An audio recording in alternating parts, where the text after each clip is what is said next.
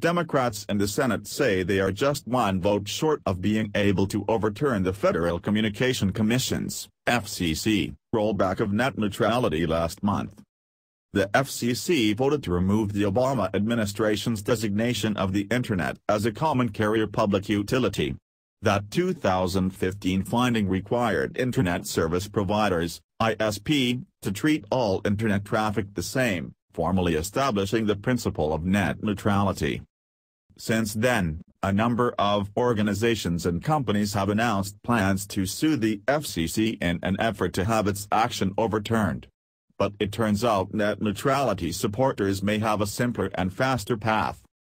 Under federal law, Congress has 60 days to pass a resolution of disapproval to overturn a government agency regulation.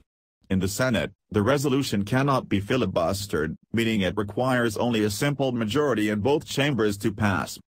One vote short in the Senate. Senate Democrats say a proposed resolution of disapproval of the FCC action now has the support of 50 lawmakers and needs just one more vote to pass. It's no surprise that more Washington lawmakers are listening at last to the strong, bipartisan backing for net neutrality, said Free Press Action Fund Policy Director Matt Wood, in a statement emailed to Consumer Affairs. These lawmakers have been hearing from constituents on the left and right who are united against the Trump FCC's attack on the open Internet. The resolution would also have to pass the House, where Republicans, who have generally been unenthusiastic about net neutrality, have a larger majority. But Wood says net neutrality has increasingly become a bipartisan issue, with the number of Republican lawmakers and their constituents supporting it. The consensus is resonating in the Senate, which keeps hitting new milestones like this one, and in the House of Representatives, where people in favor of rejecting the FCC's December decision have lit up phone lines, Wood said. 1 million calls to Congress. Wood said constituents have already logged more than 1 million calls to congressional offices to voice support for net neutrality. Wood says lawmakers in both parties pay attention to things like that.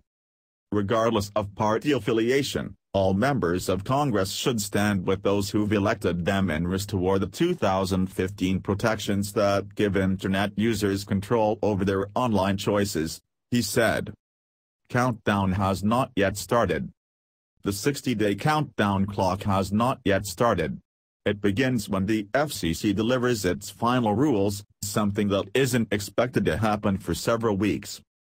As for the task of persuading enough Republicans in the House to join Democrats to overturn the FCC action, Senator Edward Markey, D.Mass., author of the Senate resolution, believes the political tide is running in net neutrality's favor. There is a tsunami of congressional and grassroots support to overturn the FCC's partisan and misguided decision on net neutrality, Markey said. Republicans now have a clear choice: be on the right side of history and stand with the American people who support a free and open Internet, or hold hands with the special interests who want to control the Internet for their own profit. In pushing the repeal of net neutrality, FCC Chairman Ajit Pai said the rule amounts to needless regulation. Pai says it's unfair to hold ISPs to a higher standard than websites such as Facebook.